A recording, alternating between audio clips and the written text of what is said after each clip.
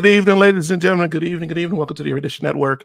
Hi, my name is Eddie Phillips. I am the host of the Erudition Network Interactive Black History and Knowledge session that we do every Thursday. Sorry. uh, if you are new to the program, what we do on here is we talk about Black history predominantly, but we also delve into history in general and some issues of knowledge and understanding that are not often shared um, across the board with everyone. So we try to basically on this program every Thursday is I will get on and we try to have an interactive conversation about our culture's history. It is an important conversation because it is a conversation that is not often had in our schools, in our churches, in our communities. So we encourage you um, as viewers to get on, to ask questions, to send opinions, opines, just to be interactive. We ask that you share this program with those who may benefit from it, who are interested in our history and understand the value of history. I will tell you personally that history has a great value to it. Our current trajectory in this world, a lot of the decisions that are being made are born of erroneous history and of things that people have told other people that are wrong or have taught that are incorrect or that are not complete. And people make and cultures and nations make decisions based on non-facts. That's the best way to put it, non-facts. Um, you know, we've been doing the Erudition Network. We have 3 different shows that come on this network throughout the week. And for the past um, few years, I think about 3 years now, it has been a blessing, but also kind of a, a a challenge because we do this show every Thursday. At least I've done this show from the beginning of this network every Thursday. I've tried to be here. My wife does a show on Mondays, and my sons do one on Wednesdays. And we try very hard to provide um, some kind of dialogue that we believe can help the public discussion in our community. Um, and it is a challenge. It is a challenge. We get told by people, "Well, why are you doing this? You don't get the amount of people who are watching," but we don't know that. I um, I will tell you that I get correspondence from people around the world. I have had correspondence from people from Africa, from India, um, from the Middle East. Um, we have received people who just may be on YouTube and caught something that was discussed and it had an effect on them and it made them want to to join in on the conversation. So the challenge is worth it. Um, if you are a podcaster or a person that's out there on social media, and you feel that the work that you put in is not worth it, I would tell you to keep going. If that is the calling that God has given you, I would tell you to keep going, because what the message is more important than the numbers or the views that you see. And I do understand that you, because I do it too, that you can get out there and you can see people with thousands of viewers. But the truth is, right, a lot of the stuff that's out there, I think I had posted on social media earlier this week, is foolery. And those people are going along with the public discourse and the issues that we have, and they're throwing fire, throwing wood onto an already roaring fire. If you want to be somebody who makes a difference, then you're going to have to be willing to go against the tide. You're going to have to be willing to face down the crowd who's going one way when you decide to go the right way. So don't get discouraged. Do not be down. Keep trudging ahead. And I guarantee you, you will get past all of this opposition or the failure for folks to listen. Somebody will see you and find the courage to trudge forward too. So I'm with you. I know the struggle. I know the challenge. All right. I wanted to give some time for folks getting here. It's my brother A. What's up, bro? Good to see you. Tonight, I wanted to talk about, I said last week that we were going to talk about the Declaration of Independence. And that's one of the things that we're going to talk about tonight because, um, it's funny. I had a conversation with someone a few years ago, and we were talking about the Constitution and the Declaration of Independence, right? Um, and he was adamant that the Declaration um, really did speak to everyone, and I was adamant that at the time of its drafts, it had a specific reason, and it was not, though the African American, though the enslaved people were a topic, you know, of that discussion. Um, they were not seen necessarily as men or women, right? And we need to know that. We need to stop um, telling ourselves that that people wanted to do something that they did not, right? We got to stop lying to ourselves, basically, is what I'm saying. If you look at the Declaration of Independence, there were at least 6 drafts of it. Thomas Jefferson, who was the author, had 6 drafts. He had multiple people look at the drafts for the Declaration of Independence. But one of the biggest things that we know from Jefferson's input for the Declaration of Independence was that he was a slave owner himself. He was a Virginia slave owner, um, and uh, he had stake in the game, right? He had reason to want um, slavery to continue.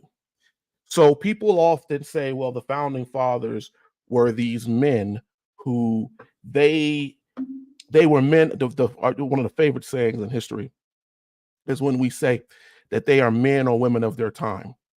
Oh, that's just the time period that they lived in. They had to go along with it in order to fit into society. That was a societal issue. That's not necessarily about slavery per se. It was just something that they had to do in order for to fit into society. Well, that's lunacy, because just as many people during that time um, did not participate in slavery and did not enjoy the idea of being seen as slaveholders. Um, it's amazing that in 1775, the same person, Thomas Paine, who wrote Common Sense, that so many conservatives out here lowered and talk about, oh, remember Thomas Paine's Common Sense, right?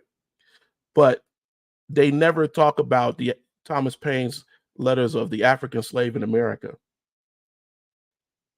We don't talk about that, right? If we see Paine as a founding father, as a revolutionary, and we say that Thomas Jefferson and others were men of their time, why is it then that when Paine wrote Africans in America, and you can go look that up, but Paine talked about how monstrous it was at keeping slaves. He talked about how evil it was to sell husbands away from their wives and their children, from their parents. He talked about the adultery, the adulterous nature, the incest, the murdering, the beating.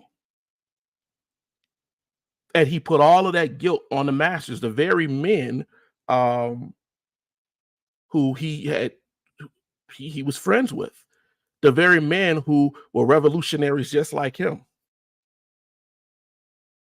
So we can't say that it's because people were or are men of their time. That's lunacy. That's foolery again, and a revisioning of history that we don't need. I'm going to share with you a draft, one of the drafts. It is the third draft of Jefferson's, just a section of it, Declaration of Independence. And it's one of the things I want to talk about tonight, because when Jefferson did the Declaration of Independence, they had multiple issues that were going on that they wanted to challenge with the king. But there are sections, there's three sections of the Declaration of Independence. And one of the sections, they talk about the grievances that they have with King George. They talk about how what their issues were with King George, and why they felt they had the right to declare their independence as men who could not do unconscionable things. And one of the sections I'm going to share with you all right here.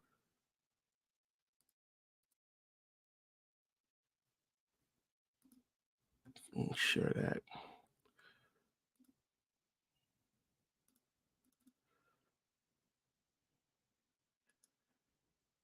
All right.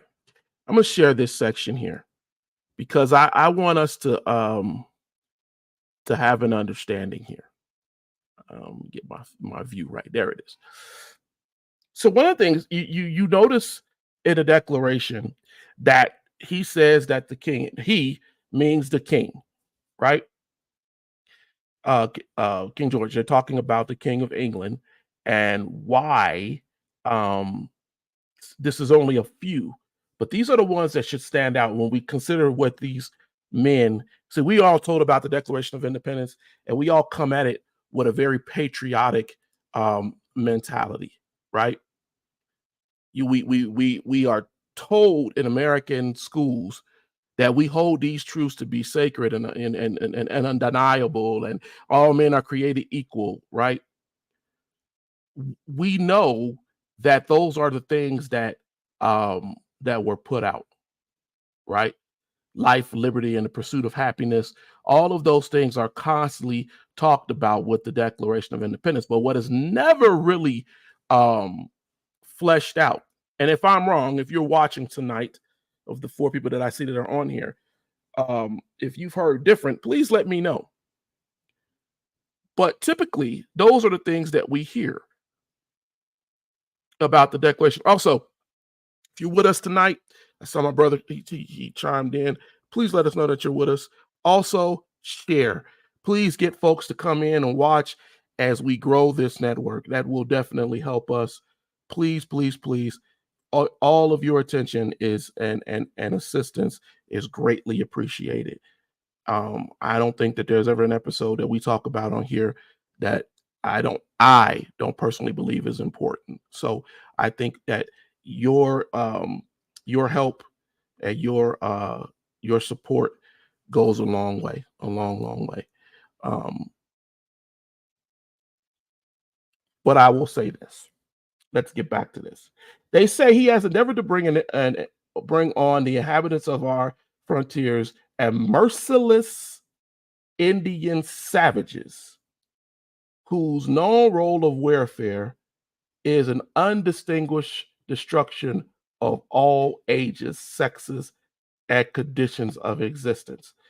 This line stays within the final draft of of the Declaration. It is still in the final draft. I'm gonna have Teddy to go. You're in the background. Go grab my book. It should be downstairs. My book with the Declaration and the Constitution, and everything, and I think I left it um, down there. Thank you, I appreciate it. Uh, but that line, the idea of the savage, stays in there. And one of the things we're going to talk about tonight, I'm going to talk a little bit about the Declaration of Independence, but I also want to get into some things here that have been troubling me with how we treat our Latinx, Spanish speaking brethren and sisters who are being mistreated. Thank you, mistreated in this country right now. But he called them savages, and one of the things that he also said was the idea that they were here to to kill and destroy um, those people, men, women, and children, all sexes, all conditions. Right? This is still within the Declaration of Independence. So when they signed that, they signed it with the idea that the Indian was the savage as of even 1776. This was the belief of America. He has incited treasonous insurrections in our fellow subjects with the allurement of forfeiture and confiscation of our property. These were wealthy men who felt that they didn't want to lose anything. He has waged cruel war against human nature itself. This is the part that we have to start to talk about. This is the part that Benjamin Franklin, who later is lauded as this pseudo abolitionist, asked Jefferson to remove.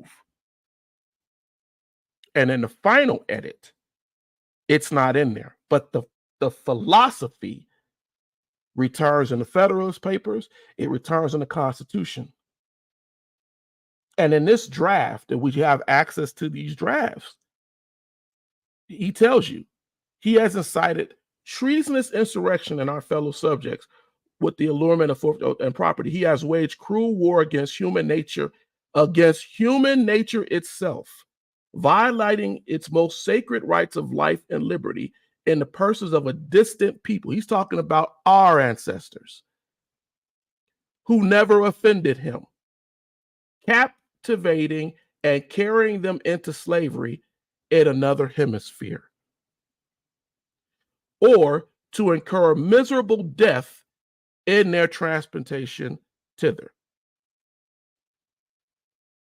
He's talking about Britain's contracture of slave trade, initially received from Spain in the Esencia del Negro, and the allowance of bringing black people, Africans, over here.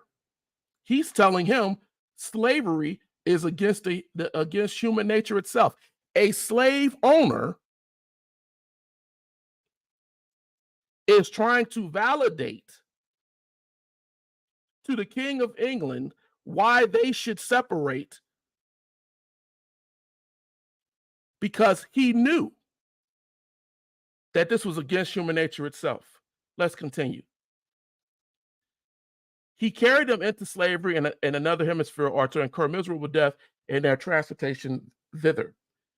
This piratical warfare, the issue of piracy was one of the highest crimes that you can do in that time.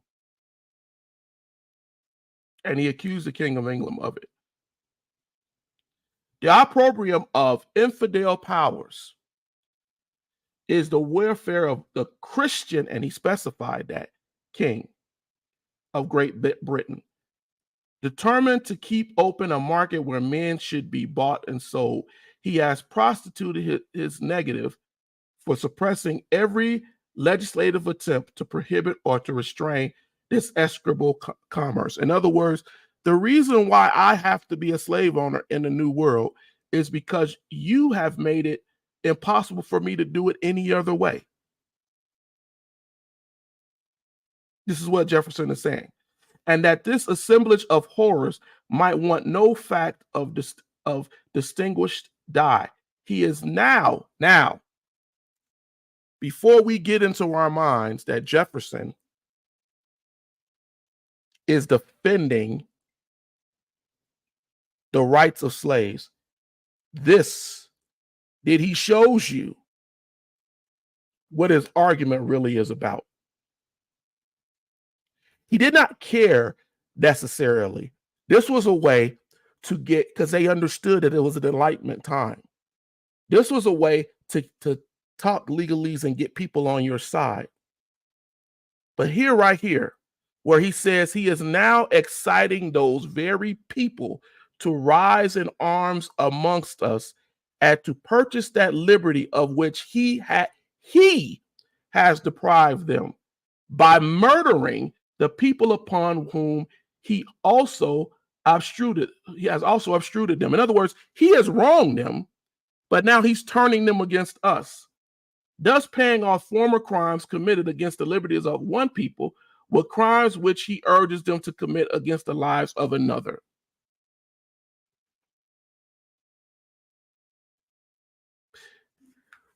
We constantly are told that our founding fathers were men of great faith and men who they were against it. They were against being killed. They were against the Negro menace that they saw. They were against the idea of slaves being given rights and the ability to be free. When Britain decided that slavery should be outlawed, this was one of the things that set it off. And to give you context here, because I'm always about giving you context, right? The American Revolution would not have happened. It may not have happened had not the upper class saw what was going on with the king, with their home nation. Because there was a case, and I will give this to you all again. It's called Somerset versus Stuart. The case was decided in 1772. Does anybody that's out there right now, and I know we don't have a lot of people on tonight, but does anybody out there know what that case was about? Somerset versus Stuart in 1772. Can you, if you don't even know that, can you tell me, have you ever even heard of Somerset versus Stuart? I'll give you a moment.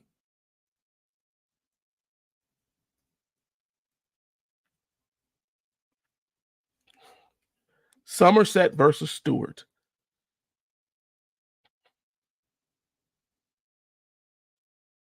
Nothing. No one. This case was decided in 1772. It was because of a British slave named James Somerset. He had been bought by his master to England. And there was a judgment, right? Because of the things that were going on, should Somerset be free? right? Um, because the laws were now differing in England, right? So the Americans, who their entire economy was based on slavery, feared the idea of the loss of chattel, not slavery, not indenturitude, chattel bondage, where they could basically treat a human being as if they were cattle. They had a fear that Somerset versus Stewart, where this British citizen that was in America was allowed to bring his slave to England, which was now against slavery. And what was the decision? Was it an interpretation that now that the white people, the white landowners in the colonies, that they would have to fall under British law, consider because they are British citizens? So this was a very big issue. They didn't even want to put it in newspapers over in the Americas because of the fear that some slaves who may be able to read would be able to understand that this was an issue going on in Britain, and that their masters were being told that freedom is a right.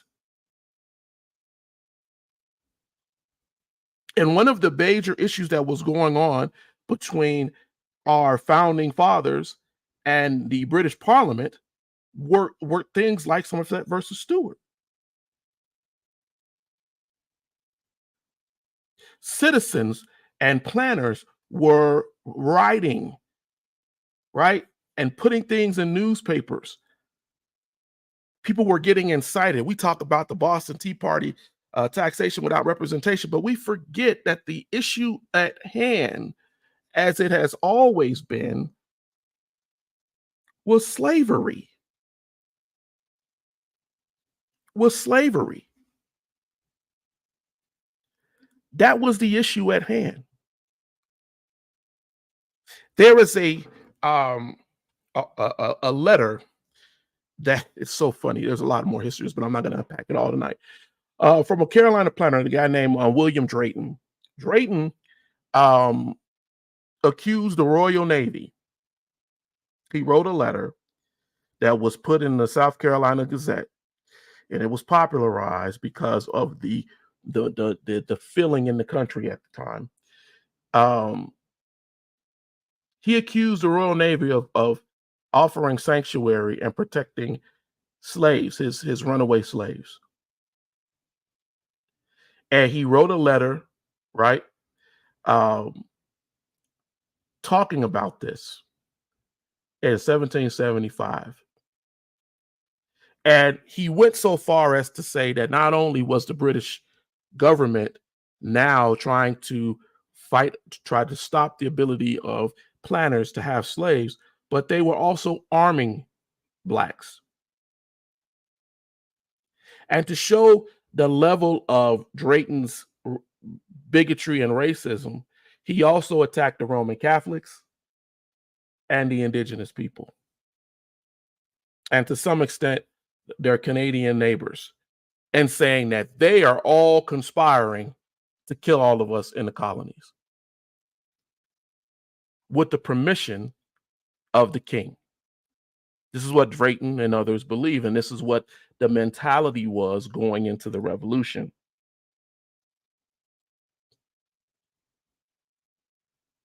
And so this was where things were. When you read Jefferson's draft of the Declaration that we just went over, you start to understand that it wasn't necessarily about freeing you or your ancestors. What it was about was protection of what was theirs. It's what the revolution was about anyway. And we make up this pageantry of wondrous men who only wanted to do the right thing. Without the institution of slavery, without the situation going on with slavery, I dare say we would not have had a full-on revolution. We talk about tea and everything else, but we don't talk about slavery, which was the driving engine of America. which was the most expensive property that any owner owned at the time, that they paid taxes on. And how dare you say that you're going to free? It's like somebody coming and saying that your car is free to do whatever it wants and it drives off one day. That's how they looked at it. It's property. You've absconded, you've stolen my property. So once Drake had done what he did, there became an issue, right? There was the issue with Lord Dunmore of Virginia. He was the governor of Virginia. And Dunmore, if you know, and I don't know if they've taught you all this, he issued the Dunmore Proclamation, right? He issued a proclamation freeing slaves who promised to bear arms against anti-colonial supporters. That's what he did. And so when you read Jefferson's draft, you understand now why he put that part in about slaves. You are turning these people that you've wronged to wrong us for what you permitted. It's crazy logic, but it's logical in the slave owner's mind. And when he was told to take that out, because Franklin understood piracy was one hell of a thing to proclaim upon the King of England. Piracy was a major charge. They took it out, but they did not take out the idea of the indigenous, the savage, right? He still kept that in their grievances when he said, "You have excited domestic insurrection among us and endeavored to bring the inhabitants of our frontiers, the merciless Indian savages, whose known rule of warfare is an undistinguished destruction of all ages, sexes, and conditions."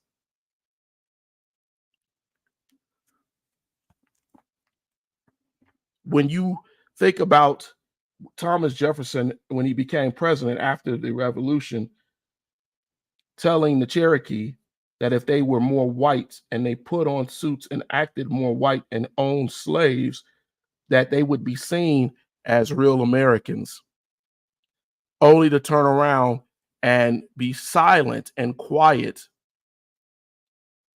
as men like Andrew Jackson not only killed Indians in the Seminole Wars and slaves, but also went so far as when he was president to do what is called the Trail of Tears. None of these things should be lost in our history. But as we know, as I've said, as I've kind of demonstrated tonight, when I asked you about these cases, a lot of us don't know this. A lot of us haven't been told this or taught this. And so we come on Thursdays, if you watch this later, to share these types of historical things. I want you to go and pull up Jefferson's third draft, second draft, first draft. I want you to see what they took out, and I want you to think historically why they took it out. And if you don't know, send us a line, drop us something in chat, and we'll go in depth with that. Because this needs to be discussed so that we understand that just saying the same old tried old things about the Declaration of Independence, people holding it up as something so righteous, you understand really what it was about. Not to stop it as a historical document that does say that men have the right. I don't disagree with that. Wherever the motivation came from. It's a true statement. Jefferson himself wrote, as we quoted there, he wrote, right? It's against human nature itself. He knew it. Those are his words, but he did it. He was one of the people who kept it going. Tonight, I wanted to cover some things about the Declaration of Independence, but I also wanted to talk about some situations that are going on currently. As you may or may not know, in this country, we are seeing an increase in what we call migrants coming in to the United States. It's gotten to a point where we're starting to see rhetoric that is put out here that I don't agree with. I can't find myself agreeing with it. I found myself last week writing something on Facebook talking about our common ancestry with the people of South America, with the cultures of South America. I think that sometimes we have allowed ourselves to be removed. We've allowed ourselves to be removed and to not consider our relation to the people of these regions. We no longer understand that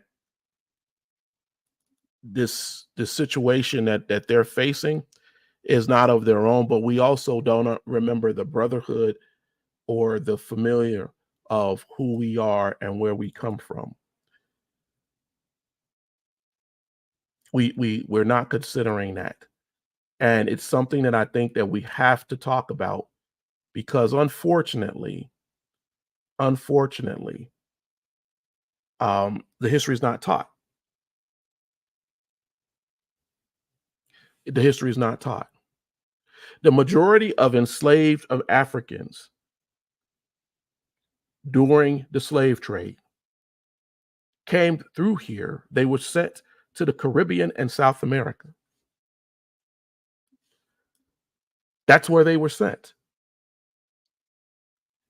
And we keep telling ourselves that they don't have a place here. And I understand population growth. I understand the need for things. I understand everything that's been said.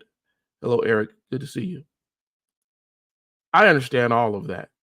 I also understand that a lot of people say, well, Eddie, yeah, but they're coming over here. They're occupying our space. We're putting them up in places. Every time you say that, I want you to think about, I'm going to show this map right here.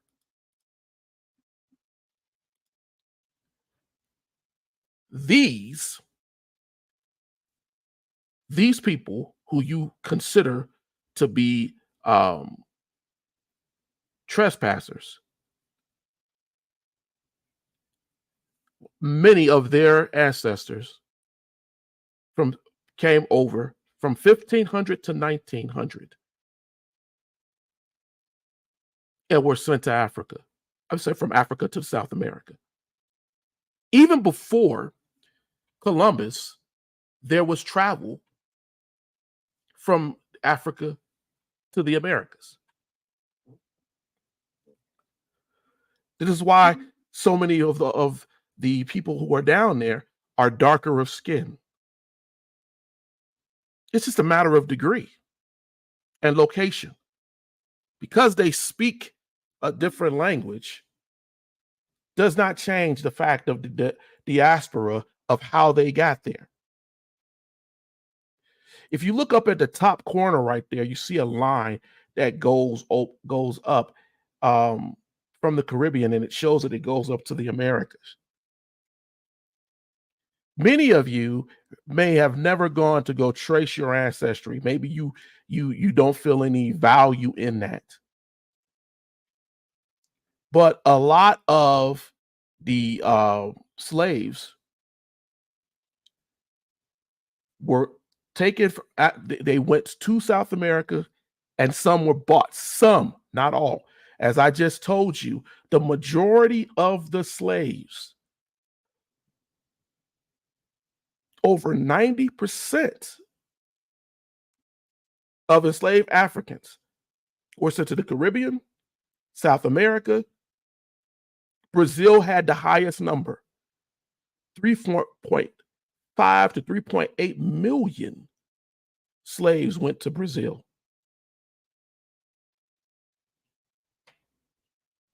And when the revolutions started to happen in South America, the Americans, who we just talked about, who wrote the Declaration of Independence and all of this, they didn't want anybody to know about it.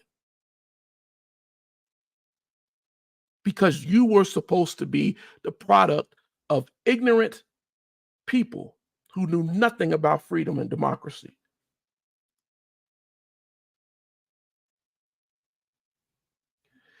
Eric, where I agree with you, a lot of it because of our policies. A lot of it also has to do with the fact of we're ignorant to our own history. I've heard Black people say, well, they don't belong here anyway. And we keep falling into this crabs in a barrel mentality. It's not helpful. It's not illuminating. And beyond the policies and the things that are going on, we need to understand that history. And I'm going to start spending more time getting into the African and the Spanish and the indigenous history of our country. We have to do that because it is obvious to me that we don't know who we are. We share blood. The same people in South America have European and indigenous blood. The African American has European and indigenous and European. They have that blood in them too. But we condemn them along with those of European, but oh, they don't belong here. Why do they want to come here? When this land was their land, their ancestors' land, as equally as it was ours. And in some ways more. Because the indigenous people that were down there were enslaved also.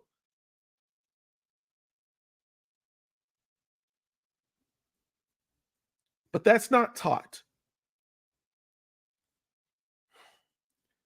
Because it's not opportune, no matter what your political dynamic is.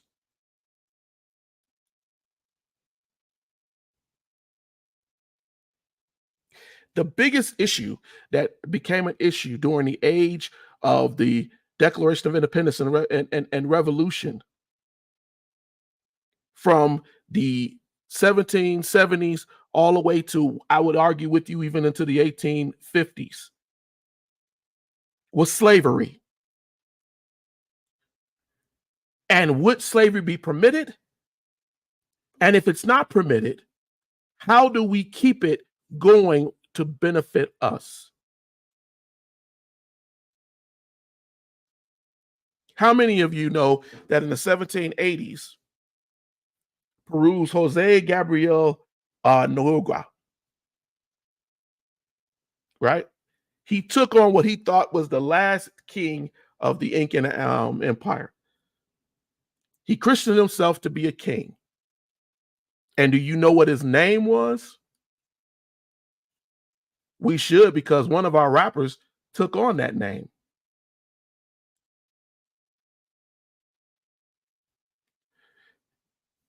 His name was Tupac Amaru II. Tupac Amaru II. And his wife, right, Makelia, she was of African descent. And they started a war against Spanish rule.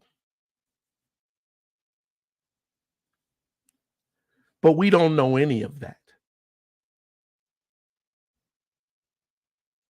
They fought back one of the major powers of the day because they wanted to end the rule and the savagery of the Spanish. But we are not taught that. When certain slave trades, when Mexico's revolution, different things were happening, America wanted to fight against it. People like Thomas Jefferson and folks like that, they did not want this to happen.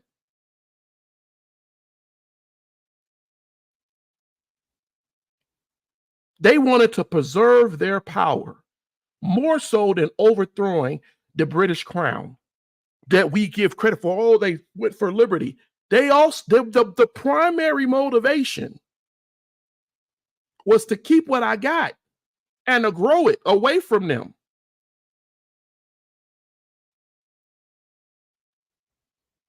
They went with the Enlightenment philosophers. They went with John Locke. But let's remember that John Locke had they had rationales for racial inferiority, for slavery, for taking the lands of other people, including the Native Americans. They had rules and ideas that the people, right, didn't have any place. It was the elites, wealthy. They should make these decisions. And they did it in fabulous language that has stuck with us. And they said these things, and we all went along with it like, yeah, yeah, yeah. Because it's what we're taught to accept.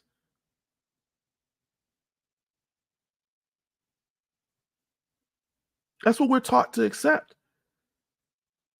But these people saw the indigenous and the African as less than. They wrote laws from the 1600s all the way into the 1800s to try to keep those two cultures away from each other. And in further weeks, we're going to talk about how the revolutions that they called themselves having, right? They ignored the Black organizers. They ignored those men of distinction who were doing revolutions in South America and then pulling away from slavery.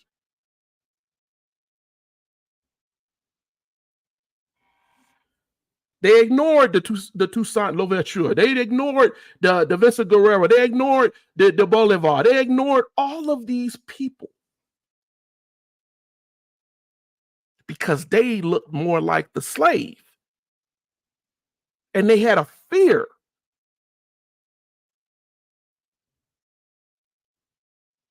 It was our founding fathers like Jefferson who told Napoleon, you have to do something before the Louisiana Purchase. You have to do something to stop the revolution that is over here. These revolutions can threaten our lands. We don't talk about the we are very fixated on the Underground Railroad as it goes north, but we don't talk about the Underground Railroad as it goes south. We don't talk about how many of our Black brethren and sisters who left oppression and went to South America, seeking freedom with people who had outlawed slavery.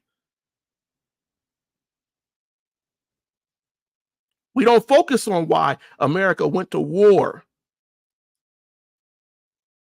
with Mexico, why America did any of the things that it did, because it was the desire to keep what it had.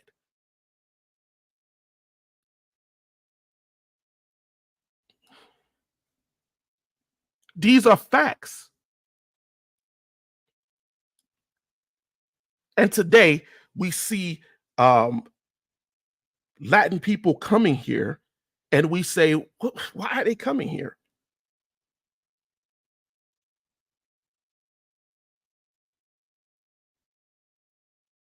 When we look at that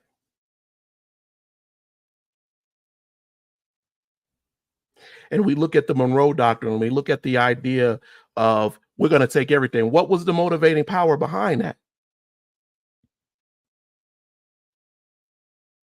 I can tell you from historically that in 1815, Jose Morelos, he was the leader of the Mexican War for Independence.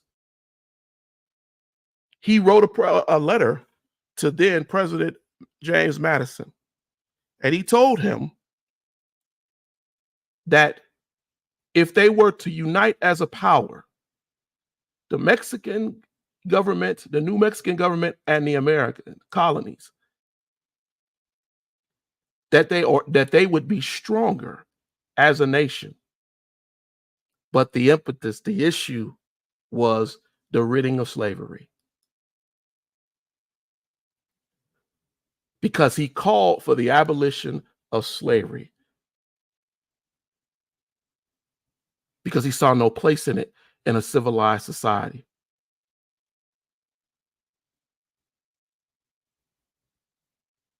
And because of that, the Americans saw it as a threat. If the Mexicans now have freedom and our blacks, our slaves, know that they can be free, they will leave and go there. How do we prevent that? We wage war. We wage war. It is amazing to me that this history isn't shared.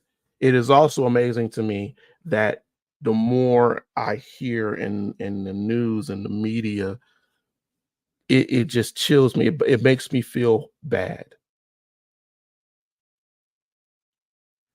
We're watching people, families, and people are so bold now that they're sending these families sometimes apart to other parts of our country as if they are some kind of property to traffic. And then as a historian who sits there and looks at this stuff, and then I hear people emphatically say they don't belong here. Go back to your country. The same people who, when they were in school and we were all being taught about the Alamo, and they were saying, remember the Alamo. When those people went down there for the idea of keeping slaves. And when the governments in South America say, we don't permit slavery, you need to get out of here. They said, no, we're going to stay and we're going to start a war. That's what it is. The motivations for slavery are what pushed almost 300 years of legality, of cultural understanding. That's what we're seeing here. It really is modern day human trafficking. I will agree with you, Eric. It's disturbing how we treat people, and then we lie. A couple of months ago, I was doing a lesson on here, and I was talking to you all about Negro Fort in Florida, and I encourage you to go look it up. If you have it, if you watch this later and you're one of those people who haven't, please go pull that up in your history, and how Andrew Jackson um, and those troops initiated that massacre down there. But I was watching something with my sons the other day, and someone was talking about John Adams and John Quincy Adams, and they're like, "Oh, they never had slaves, and they were abolitionists, blah blah blah blah." And again, it's what we do in history, um, where we only tell the history the way we want to tell it, right? Um, we are very disingenuous in how we do things because we forget that John Adams, yeah, though he did not have slaves, he did not think that blacks, that people of color, and even indigenous people were intelligent. We don't remember that even though it was Andrew Jackson that did the attack on Negro Fort and helped to kick in the first Seminole War, we forget that it was John Quincy Adams who gave the idea and the support to launch that fight because he said it invited the slaves to run away from their masters. Now, that don't sound like a person that's completely against slavery. And he agreed with Jackson, who will later become his political rival, to go down there and take care of that on the southern borders. At least we have a slave revolt because John Quincy Adams was petrified of the power that he saw growing in South America. We'll get into that at another episode, but he was petrified. And his religious upbringing taught him that maybe those people were in the right. As he got older and after his presidency, he really became convinced that those powers down there in Latin America were in the right. And he warned Congress to do something to be more open to the idea of freeing slaves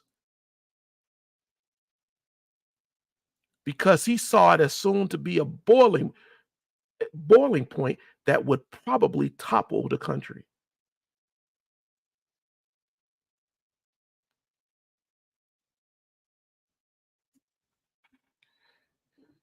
We need to do better. I find myself saying that more often than not about how we approach these subjects, how we look at these things.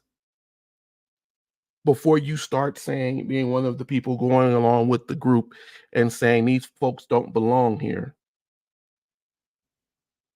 do a little reading, get a bit more of an understanding of how our ancestors,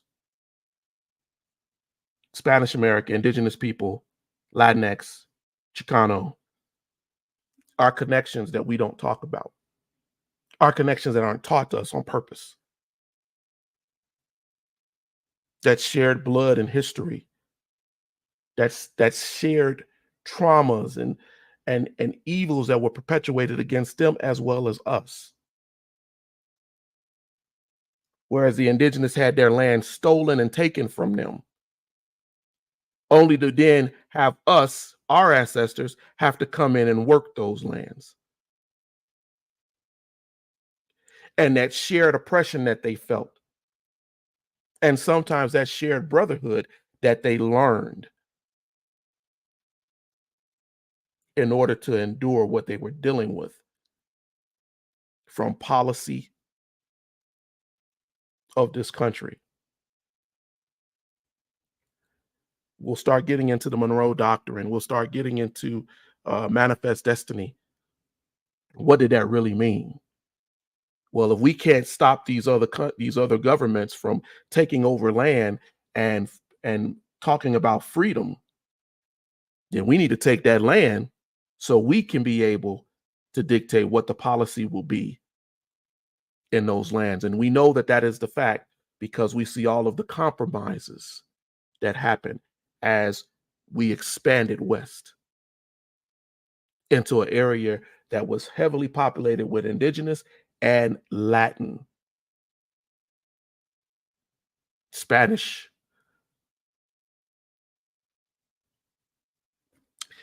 For all of you all who joined us tonight, I really greatly appreciate you supporting us and joining us. I'm going to get ready to get out of here. Um, I really do um, appreciate the support that we get for the Erudition Network. Please continue to support it. Um, all of your efforts and help really greatly assist us. And the donations that come through our cash, you see our cash app that's being strolled down there on the bottom. Those things have been very helpful as we move forward to do more with this network and outside of the traditional way in which we've been doing it for the last couple of years now. We need your support, we need your help, and we greatly appreciate it. Um, Anything and everything. I tell people, if people tell me, well, it's Christmas, Eddie, blah, blah, blah. I get it. I get it. But just know this, whatever you do is definitely, it is used for the network. Um, it's the things that we do take a lot of effort a lot of times, but we try very hard to try to update our equipment. You know, we've had a more stable internet feed over the last two episodes. We're really trying to invest in things that will definitely help, and we need your help in order to make that happen. So for all of you who have sent money through our Cash App, I say thank you, thank you, thank you. For all of you who just simply share the program to get people to watch, I say thank you. Do not be deceived. You may see 4 people in the live, but we get so many people who give us feedback and who watch later. And I appreciate all of you who do that.